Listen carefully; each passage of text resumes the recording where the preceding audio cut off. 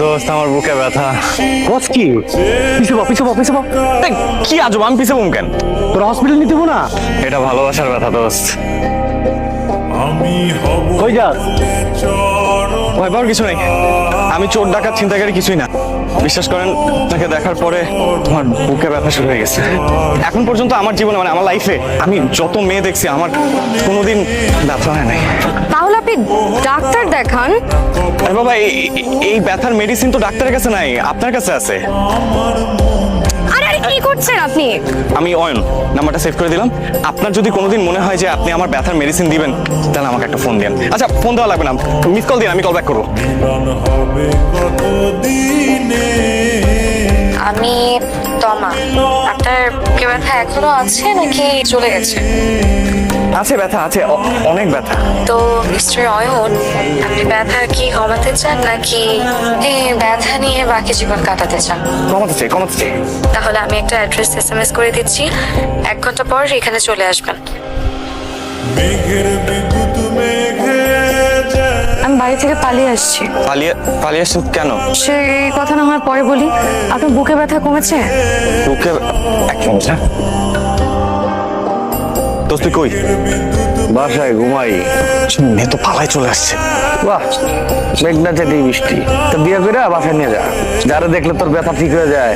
পুরো ওষুধ কোম্পানিটা পেয়ে গেলি, ভালো না? বাসা থেকে রাগ করে বের হয়ে এসছি। কিচ্ছু হইব না, এই মায়া নিয়ে গেলে বাসার সবাই তোর উপরে খুশি হয়, ওটা আরো তোর পুরস্কৃত করবো। আচ্ছা ঠিক আছে, আসেন। কোথায় যাচ্ছি? ওঠেন, তারপর বলতেছি, আসেন। আসসালামু আলাইকুম।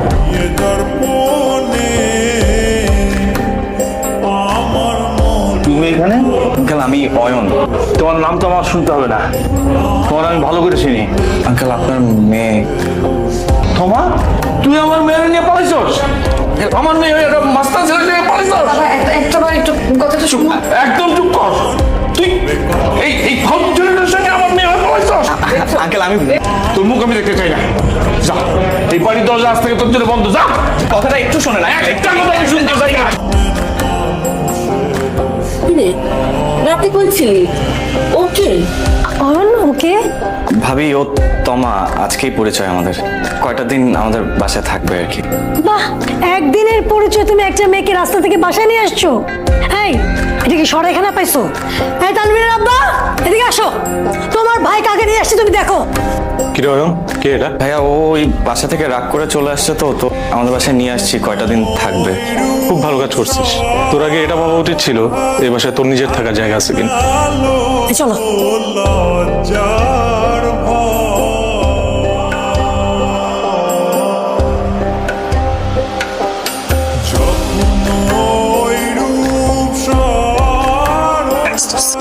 আমাদের ফ্রেন্ডস দিয়ে করলাম, আজকাল রাতটা কোনো রকম আমি কাটাও। আমি চাই ফজরের নামাজের পর আজান দিব, তুমি তো যাইবা বন্ধু। আমি কই যাবো, কি করতেছিস না? কই যাবো এটা তার আমি জানি না। আমি তো তোমার কন্ট্যাক্ট করে আনে নিয়ে আইনি যে বন্ধু তুমি আও। আমি থাকি ব্যাচেলার বাসায়, 2টা ফুল একটা মায়া। বাড়িওয়ালা যদি জানে কি কইব? আমি এই বিয়ে নিতে পারবো না, ওরা তো কি ভাববো টুয়া। তো পারি যাবো, তুমি বাংলা মানুষ করবা, জীবনও পারবা না। আমি যেটা কইছি বন্ধু, এটা তুই যাবি না। তুই যাবো, তুই আমার কথা শুনছস? আমি তোরে কইছিলাম ফেরত দিয়ে, তা তো দেশ নাই। আরে আমি তো ফেরত দিতে গেছিলাম, তোর তো সবকিছু বুঝায় বলছি, ওরা ফেরত নেয় না। এ মাল নিবো না। এই যে একটু শুনবেন। ওই যে আপনাকে ডাকে। আমি মনে হয় আপনাকে খুব বিপদে ফেলে দিয়েছে, তাই না? আরে কি বলছেন, কিসের বিপদ? এটা কোনো বিপদই না, আর এটা আমার ফ্রেন্ডের বাসা, আমার বেস্ট ফ্রেন্ড। এটা কোনো ব্যাপারই না। নাকি তো আমার তো মনে হলো আপনার ফ্রেন্ড বোধহয় রাগ করেছে আপনার উপর, আমাকে বাসায় নিয়ে এসেছে। আরে না না না না, আপনি ভুল বুঝতেছেন। ও তো অনেক খুশি, আপনি বিশ্বাসই করতে পারেন না ও কতটা খুশি। ভালোই। আমি ও যেটা বলছে ঠিকই, আমি অনেক খুশি।